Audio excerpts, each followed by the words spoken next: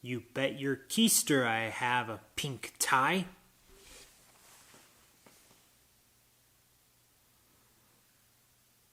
Goes so well, doesn't it?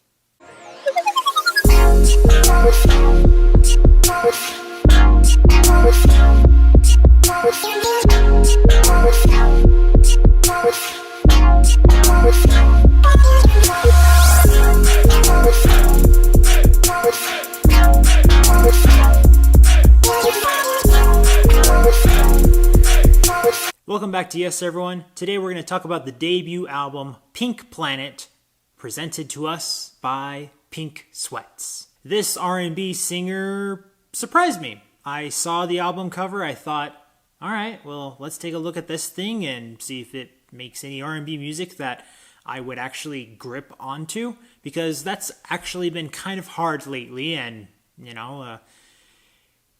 just searching for the good stuff out there, man. It's out there, but you gotta, these days, you gotta search for it. Boy, to my surprise, was I actually okay with staying engaged with this album. It's 18 tracks long. Anything more than 16, I feel like, it's, okay, I gotta decide if I'm gonna put my effort and time actually into this. And yeah, it worked out. There was a lot of songs in here that persuaded me to keep listening and moving forward with it.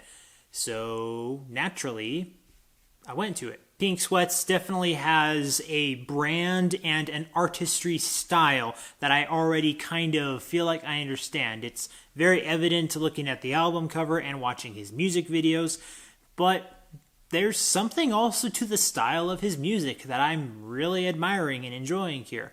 There were definitely things that I felt like, all right, that could be better. But for the most part, I think this is going to be a mostly positive review. So let's get down to it. The thing that I can say definitely with confidence about Pink Sweats, in a majority of his songs, maybe all of his songs, but definitely depending on what the lyrics are saying, he's got a genuine way of sharing his vocal talents with us in the songs that he sings here. There's not a lot here where I feel like it's gimmicky, although there's probably people who think that the whole pink stuff is probably to an extent gimmicky. But the music itself, I'm not really sure I could really say that, to be honest. It could be dependent very much on which songs you actually like most, but I would say that no matter what the one or two or more songs that you are going to actually connect with, you're going to feel that exact notion that just there's something sincere, genuine, and something that kind of lifts you up. Your spirit actually feels lifted up when listening to his vocal style.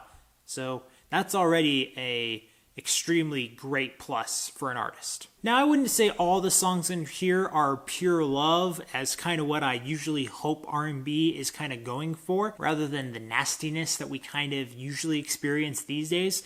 But I will say that if we're not really sure where the edginess that might come out of this genre, this album is not very reliant on expletives or anything too crazily surprising. So I'm pretty happy about that. Since it is 18 tracks long, there is a part of me that feels like some of these songs are just okay, they're getting me through the album, but a majority of them I'm not really weighed down by.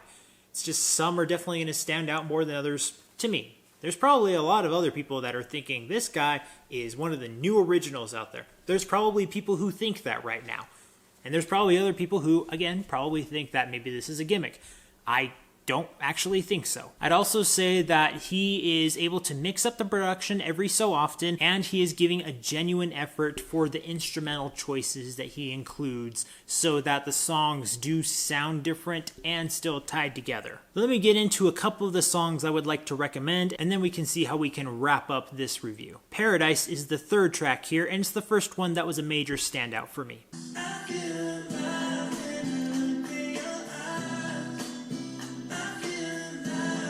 The guitar is very emotionally gripping here. And then there's a subtle trumpet that is good, albeit, like subtle in there, but hey, I like those kinds of points. Like, are those brownie points? Just something good, the small stuff that just enriches it. It walks the fine line of traditional, non-cheesy romance, which I need.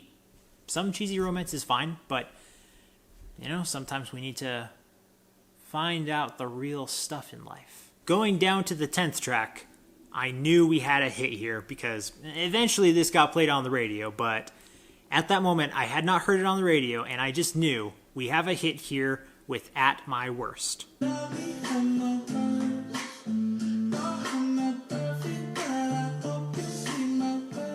It's a song that basically just toys with the idea of going back and forth between him and this girl, trying to be like, you know, like, we gotta get this figured out. If sometimes I'm at my best, sometimes I'm at my worst. Are we gonna solidify this? What's the deal? I was pretty happy with the result. This song also gets repeated on the 17th track, a little remix with Kelani. I don't dislike it. I just think I just prefer the original. I just want to focus on him. I think he is the star of this song. And then after that, you basically have to listen to the album, take your pick, and figure out which songs you think are going to connect or stand out to you the most.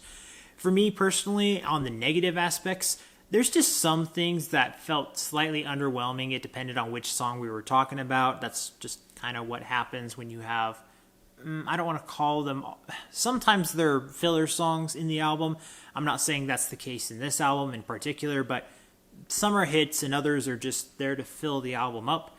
And I don't feel like that's entirely the case, but there are moments where I feel underwhelmed by some of the non-hit songs. And lyrically, there's a few songs that falter less than I would like, but it's just a few. And then the 7th track is an interlude, which probably is my least favorite aspect here. And that usually goes without saying for a lot of albums. I just don't enjoy interludes that much. But this one really got to me, and I'm just like, we could have cut that out, and we didn't need that. Overall, I don't think this album is the revolution of what we could foresee for R&B, but I do think it is a good album for this year in particular for us to try and understand, you know, one, we need R&B music that's going to stand out and maybe actually get into the mainstream, and he's doing that slowly, but it's out there. And two, that we can finally get artists that are trying to do something with their artistry, not just be good vocalists, good with their instruments, you know, something that makes them stand out. You know, Lady Gaga's got her thing, Ariana Grande has her ponytail or whatever else that she's going to do. The guys got to step up their game a little bit sometimes, and Pink Sweats is going to do that right here, I think. We'll have to see what he chooses to do moving forward, but in the meantime, I think this is a interesting and acceptable way of presenting an artistic outwardness that we can kind of identify.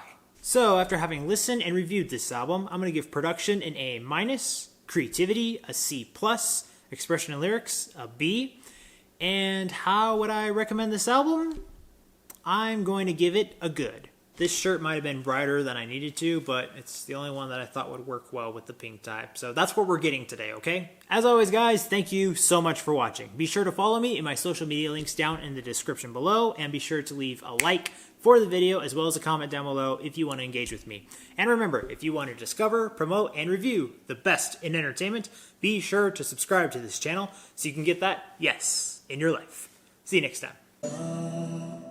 Don't you worry, I'll be there when you're